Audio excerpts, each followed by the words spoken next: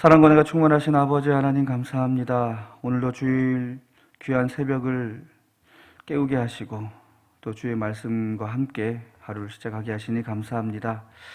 하나님을 만나고 경험하는 귀한 주일이 되기를 원합니다.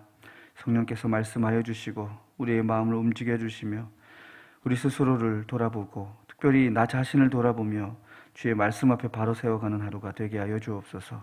모든 것 감사드리며 우리 주 예수 그리스도의 이름으로 기도드리옵나이다. 아멘. 다 함께 찬송가 336장 부르겠습니다.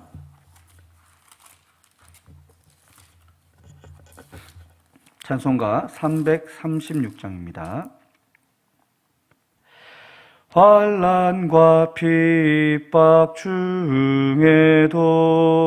성도는 신앙 지켰네. 이 신앙 생각할 때에 기쁨이 충만하도다. 성도의 신앙 따라서 죽도록 충성하겠네.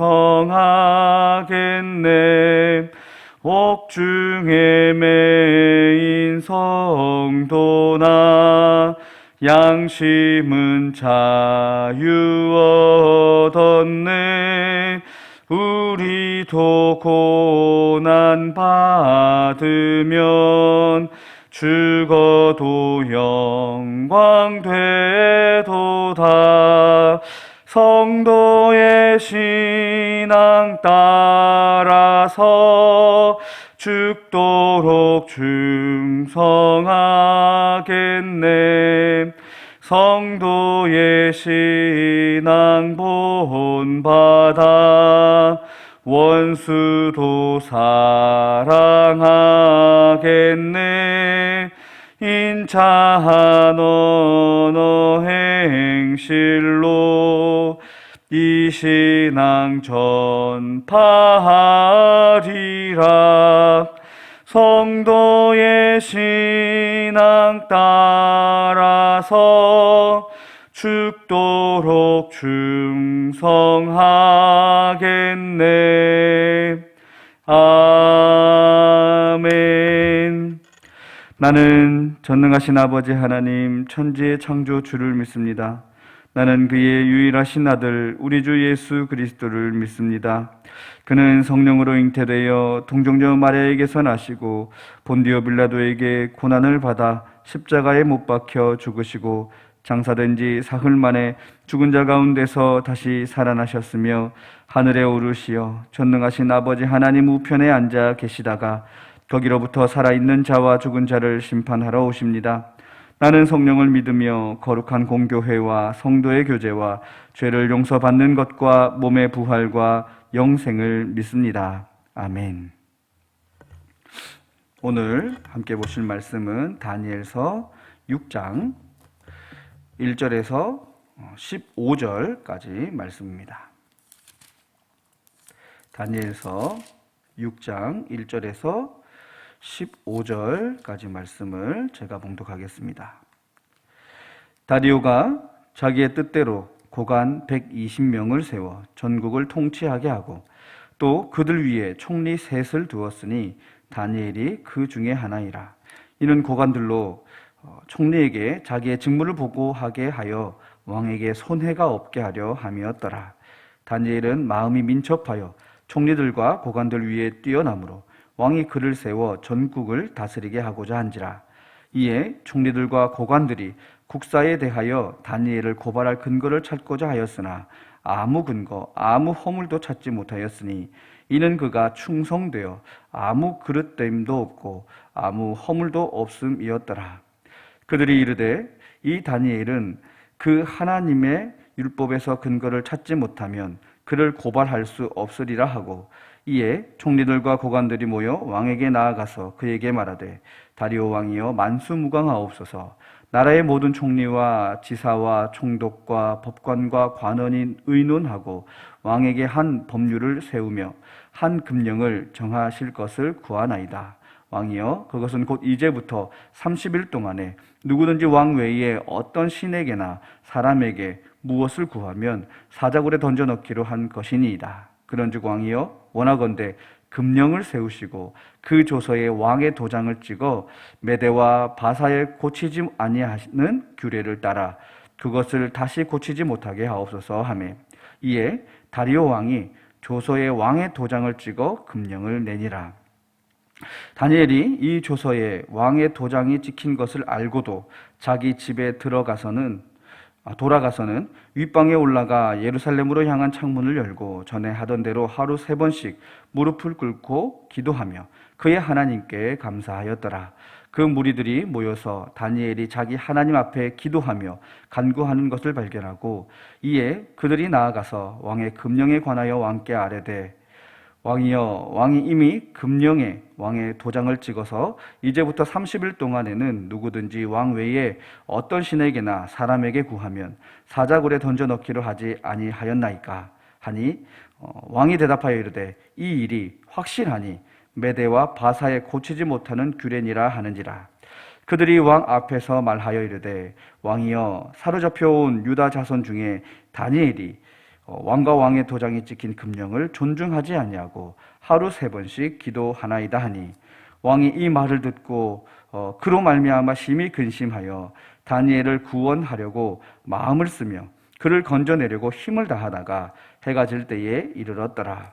그 무리들이 또 모여 왕에게로 나와서 왕께 말하되 왕이여 메대와 바사의 규례를 아시거니와 왕께서 세우신 금령과 법도는 고치지 못할 것이니이다 하니.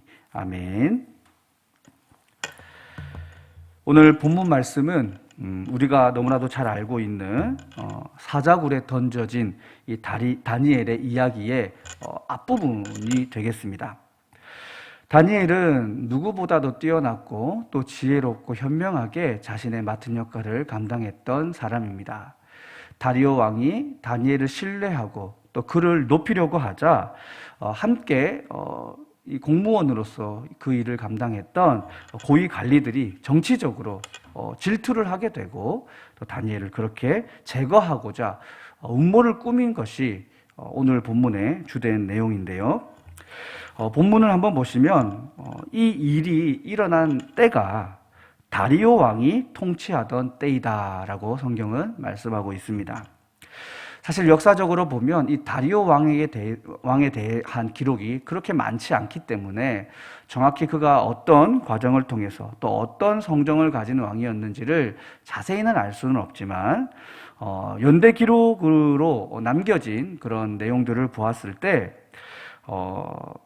바벨론 왕국의 느부갓네살 왕의 통치 시기에 바벨론이라고 하는 이 나라가 굉장히 융성하게 되고 화려한 꽃을 피우게 되는데 그 이후에 조금씩 하나님의 그 예언대로 이 바벨론 제국이 좀 쇠락의 길을 걷게 됩니다. 그래서 오늘 본문 앞부분까지 어제 우리가 살펴봤던 내용까지 보면 벨사살 왕이라는 사람이 등장해서 어제 이제 죽임을 당하는 장면으로 말씀이 마무리되었는데 이 벨사살 왕이 사실 이 느부갓네살이 꽃피웠던 이 바벨론 제국의 마지막 그런 통치자로 남고 오늘 본문에 나오는 이 다리오 왕은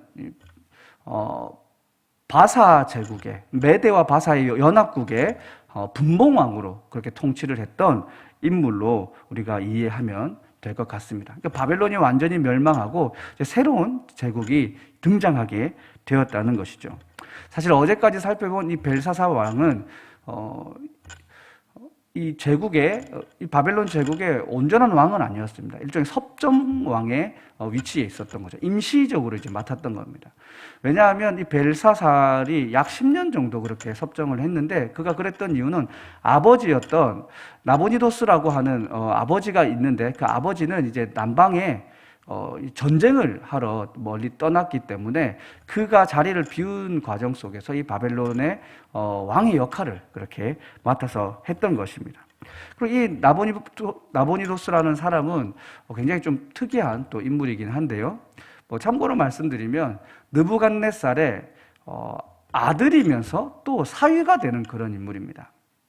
왜 그런 관계가 성립이 되냐면 이 느부갓네살 왕이 이 나보니두스의 어머니를 첩으로 들이게 되거든요. 근데 이미 이제 이 나보니두스는 태어난 상황이었고, 그러니까 피는 섞이지 않았지만 족보적으로 보면 이제 부자 관계가 되는 것입니다.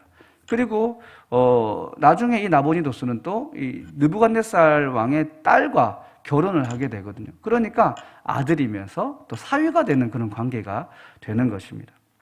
어쨌든 그러한 화려한 역사와 또 문화를 꽃피웠던 바벨론은 이 벨사살의 때에 완전히 이렇게 몰락을 하게 되고, 이제 그 바벨론 지역을 우리가 잘 알고 많이 들었던 바사왕 고레스라고 하는 인물이, 고레스 2세라고도 하는데요, 그분이 이제 바벨론을 장악하게 되면서 메대와 바사 왕국의 어떤 그런 연합국의 통치가 이제 모든 또 세계 전역으로 펼쳐져 가게 됩니다. 메데라고 하는 그 나라와 이 바사라고 하는 나라는 사실 같은 종족입니다. 그러니까 같은 언어를 쓰는 민족인 거죠. 하지만 이제 부족이 달라가지고 메데, 바사 이렇게 설명을 하는데, 이 메데라고 하는 이 부족은 오늘날로 보면 이제 이란이라는 지역이 되는 거고, 나중엔 또 이제 이게 메디아 왕국, 역사에는 메디아 왕국이다 이렇게 설명을 하기도 하는데, 그렇게 펴져나가고, 이 바사라고 하는 것은 잘 아시는 대로 페르시아 왕국인데, 이것이 이제 합쳐져서 오늘날 이란의 이 역사 기록이다 이렇게 얘기들을 하고 있습니다. 어쨌든 이런 과정 속에서 분봉왕 다리오가 자리를 잡는데, 이 분봉왕이라고 하는 것은 뭐냐면 큰 나라가 있으면 이 나라를 이렇게 몇 등분으로 나누는 겁니다. 일반적으로는 이제 4등분을 나눠서 그 4등분 중에 한 곳을 다스리는 왕을 분봉왕이다 이렇게 일반적으로는 설명을 하는데, 다리오 왕은 62세에 왕위에 올랐다라고 이렇게 성경은 기록합니다. 사실 바벨론을 점령하고 전체적인 이 메데와 바사 지역을 총괄했던 인물은 사실 고레스 왕인데요. 고레스 왕과 이 다리오 왕의 관계는 또 굉장히 좀 특별합니다. 그들은 다리오 왕과 고레스 왕의 사이는 다리오가 고레스의 그 장인이자 또 외삼촌의 관계입니다. 이제 다 혈연이 다 이렇게 엮여 있는 것이죠. 그래서 그를 나이가 많이 들었지만 그를 이제 존중하고 높여서 분봉왕의 한 자리를 이제 내어 준 것이죠. 그렇게 이 다리오 왕은 자신이 맡은 지역을 통치를 하게 되는데, 그때 이제 다니엘이라고 하는 인물을 만나게 되고 그를 굉장히 신뢰하게 됩니다. 근데 왕이 전폭적인 신뢰를 다니엘에게 보이자 주변의 다른 대신들이 굉장히 질투를 할 수밖에 없는 것이죠. 그래서 이 대신들이 어떻게 하면 이 이방인인 다니엘을 몰락시킬 수 있을까, 왕의 총애를 받는 것을 꺾을 수 있을까를 고민하면서 꾀를 내는데, 그것이 뭐냐면 이제 다니엘이 포기할 수 없는 무언가를 이제 건드리는 것입니다. 다니엘이 포기할 수 없는 것이 무엇입니까? 율법을 지키는 것이죠. 그래서 이 율법을 지키는 것이 범죄가 되게 한다면 이 다니엘을 꺾을 수 있겠다라는 생각을 가지고 이제 왕을 설득하기 시작합니다. 왕이여, 당신의 이 통치가 위험이 있고 또 얼마나 권세가 있는지를 온 백성에게 보이기 위해서 30일이라고 하는 기간을 정해놓고 그 30일 기간 동안 오직 왕만을 섬기도록, 왕 이외의 다른 신은 섬기지 못하도록 조서를 반포하십시오. 이 기간이 너무 길어지면 다양한 신들을 섬기고 있는 이제 과거 바벨론의 사람들과 지금 메데 바사 왕국의 사람들이 불편해할 수 있으니 이 30일이라는 기간을 지켜서 왕의 위엄을 보여주십시오. 그렇게 이야기를 하죠. 그래서 그 얘기를 들었던 다리오 왕은 그래, 참 좋은 생각이다, 의미 있다 이렇게 생각을 하고 허락을 하게 됩니다. 근데 이러한 과정을 다니엘이 몰랐을 리가 없죠. 성경에도 보면 다니엘이 알았다라고 기록을 하고 있습니다.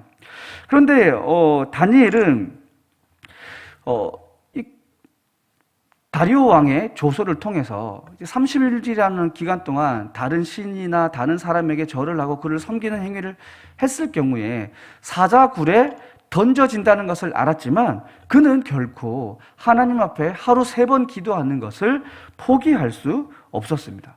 왜냐하면 자신이 지금까지 살아온 모든 삶의 여정 속에 자신에게 지혜를 주시고 함께 해주신 그 은혜가, 그 결과가 하나님의 역사가 아니고서는 이루어질 수 없다는 것을 누구보다도 잘 알고 있었기 때문입니다. 사실 얼마나 고민이 됐겠습니까? 내가 하나님께 하루 3번 성실하게 기도를 해왔는데 한 30일 정도 내 생명이 달려있기 때문에 좀 이렇게 참았다가 30일 이후에 다시 기도하는 것, 하나님도 이해해 주실 거야 라고 다니엘이 생각해 볼 수도 있지 않았을까요? 그런데 다니엘은 결과적으로 하나님을 저버릴 수 없다, 나는 하나님과 늘 함께 할 것이다 라고 하는 믿음의 고백을 가지고 그렇게 자신의 집에 돌아가서 하루 3번 기도하는 그 행위를 빠짐없이 그렇게 감당해내죠. 참 하나님이 얼마나 이 다니엘의 모습을 기뻐하셨을까라는 생각이 듭니다. 그런데 문제는 이러한 다니엘의 신앙의 고백적인 행위를 지켜보는 사람들이 있었다는 것이죠. 바로 그들을 시기했던 고위 관료들입니다. 다니엘이 왕의 조서를 어기고 하나님께 하루 3번 기도하고 있다는 것을 확인한 순간 이들은 득달같이 왕에게 뛰어갑니다. 그래서 왕을 무시하고 지금 다니엘이 자신의 신에게 기도하고 있습니다. 당장 사자굴에 던져 넣으십시오 라고 요청을 하죠. 사실 성경에도 기록되어 있는 것처럼 이 다리오 왕은 굉장히 다니엘을 사랑했습니다. 그래서 그를 사자굴에 던지는 것 자체가 굉장히 걱정이 되고 불편했습니다. 어떻게 하면 그를 놓을 수 있을까, 살릴 수 있을까 번민하고 고민했습니다. 사실 오늘 본문이 바로 여기까지에서 멈춰지는데요. 여기까지의 전체적인 내용들을 보면서 성도 여러분들께서는 어떤 묵상을 하셨는지는 모르겠지만 저는 이 말씀을 읽고 또 본문에 대한 여러 가지 정황들을 살펴보면서 본문 4절의 말씀이 제 마음에 좀 와닿고 또 움직였습니다. 본문 4절을 보시면 다니엘이 하나님과 사람 앞에서 충성되어서 아무 그릇됨도 없고 아무 허물도 없었다는 내용이 기록되어져 있습니다. 이것을 보면서 우리 그리스도인들의 삶은 어떠해야 할까를 생각해 보았습니다. 사실 오늘날 우리 한국 교회의 모습을 보면 세상 사람들의 비난을 많이 받고 있는 것이 사실입니다. 한국 교회가 비난을 받는 이유가 뭘까 찾아보면 다양한 얘기들이 나오지만 가장 핵심적인 것은 교회라고 하는 이 공동체가 세상 사람들에게 신뢰받지 못하는 공동체가 되어버렸기 때문입니다.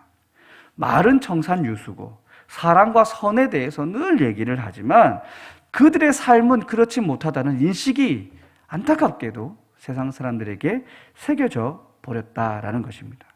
사실 모든 교회가 그런 모습이라는 것은 아니지만 일부 그렇게 표현되는 교회들이 언론을 통해서 소개가 되고 또 실제적으로 그것들을 부끄러워하지 않는 그런 교회들이 있었기 때문에 사람들의 입장에서는 이 교회에 대한 부정적인 생각들이 많이 생겨나게 되었던 것 같습니다. 교회는 어떤 공동체보다 이기적이고 편협하고 사랑이 부족해 보인다 하는 지적을 받고 있습니다.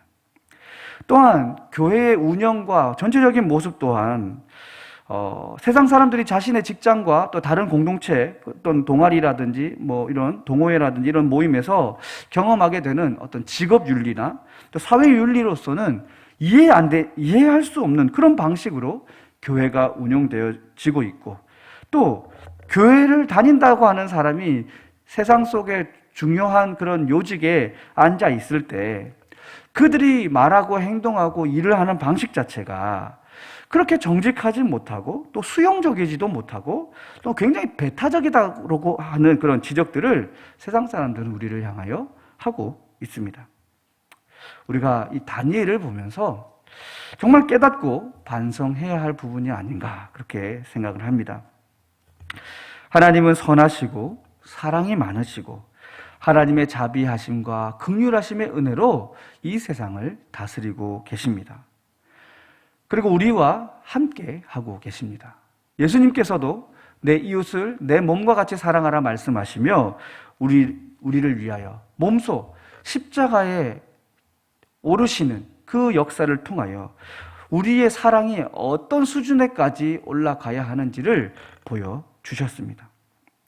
하나님의 사랑과 긍휼의 마음, 그리고 예수 그리스도의 그 복음과 능력의 역사를 우리가 온전히 간수하지 못하고 온전히 우리의 삶으로 살아내지 못하고 하나님의 은혜를 어떤 인간적인 마음으로 기복적인 신앙으로 받아들여 버린 우리의 부족함과 우리의 어리석은 믿음의 결과가 이러한 현실로 나타나게 되었음을 우리는 느끼고 반성하면서 우리의 삶을 돌아보아야 할 것입니다. 사랑하는 성도 여러분, 다니엘과 같이 순수하게 하나님만을 바라보면서 우리 각자에게 주어진 직업과 또 사회적 역할에 충실할 뿐 아니라 우리 삶의 모든 자리에서 그리스도의 아름다운 향기를 바라는 정말 선한 열매를 많이 맺어가는 믿음의 삶을 살아가는 저와 여러분이 될 수 있기를 바랍니다. 이러한 삶의 모습은 한순간에 갑자기 이루어낼 수 있는 것은 아닙니다. 작은 성공을 계속해서 반복해 가면서 우리를 그렇게 세워가야 합니다. 과정이 필요하다는 것이죠. 저와 여러분이 함께 노력해 갈 수 있기를 간절히 바랍니다. 성경은 우리에게 말씀하죠. 행함이 없는 믿음은 죽은 믿음이다 말씀합니다. 우리의 신앙은요, 우리의 삶으로 증명되는 것입니다. 우리의 삶이 믿음으로 드러나고 증명되기를 원합니다. 하나님께서 저와 여러분의 믿음의 여정 가운데 함께 하시고 힘과 능력을 부어주시며 이 땅 가운데 선한 열매를 맺어갈 수 있는, 그래서 세상 사람들 앞에 정말 흠잡히지 않는 믿음의 삶을 살아가는 저와 여러분이 되시기를 주님의 이름으로 축복합니다. 기도하시겠습니다. 사랑의 아버지 하나님 감사합니다. 부족하고 연약한 저희들을 사랑하셔서 구원의 그 은혜를 허락하여 주시고 너무나도 귀한 능력과 또 교훈들을 주셔서 이 땅을 의미 있고 가치 있게 살아갈 수 있도록 도우셨지만 저희들은 어리석고 교만하여 또 욕심이 많아서 하나님의 그 마음을 온전히 헤아리지 못한 채 살아갈 때가 너무나도 많이 있습니다. 주님, 스스로를 잘 다스릴 수 있는 믿음을 우리에게 허락하여 주옵소서.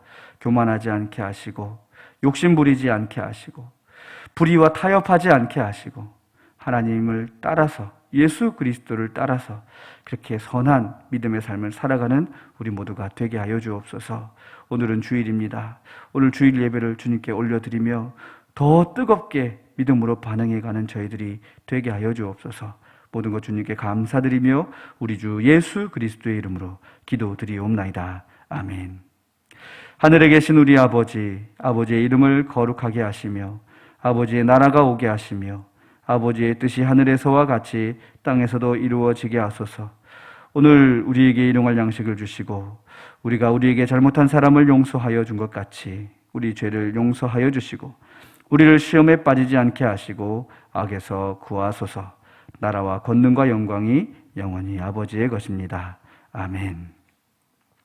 우리 시간 합심하여 기도할 때에 주신 말씀처럼 우리가 우리의 삶을 다시 한번 잘 살피고 또 우리의 삶 속에서 다니엘의 모습처럼 그렇게 세상 사람들에게 흠잡히지 않을 수 있는 그런 삶을 살아갈 수 있도록 그 삶을 통하여 하나님을 아름답게 드러내고 선한 그런 영향력을 끼치며 살아가는 우리가 될 수 있도록 하나님께서 힘과 능력을 달라고 함께 기도하도록 하겠습니다. 그리고 오늘은 주일 예배인 만큼 예배를 위하여 또 모든 봉사자들을 위해서 함께 기도해 주시기 바랍니다. 합심하여 기도하시겠습니다. 사랑과 은혜가 충만하신 아버지 하나님, 감사와 영광을 올려드립니다. 주님의 은혜와 사랑을 사모하는 마음으로 주님 앞에 나아가오니 성령 하나님 저들 가운데 기름 부어주시고 능력의 역사를 하여 주시옵소서. 하나님의 도우심 없이는 아무것도 할 수 없는 저희들임을 고백하오니 하나님 다스려 주시고 주님 인도하여 주시옵소서. 하나님 예배하고 주님 찬양합니다. 하나님 저희들의 삶의 현장이 주님의 영광을 드러내는 자리가 되기를 원합니다. 하나님 우리들의 어리석음과 욕심과 교만이 세상 사람들 앞에 착잡히고 정말 그들에게 믿음의 덕을 세우지 못하는 안타까운 현장이 되지 않도록 성령께서 힘주시고 능력 주시고 하나님 다스려 주시옵소서. 주님 감사합니다.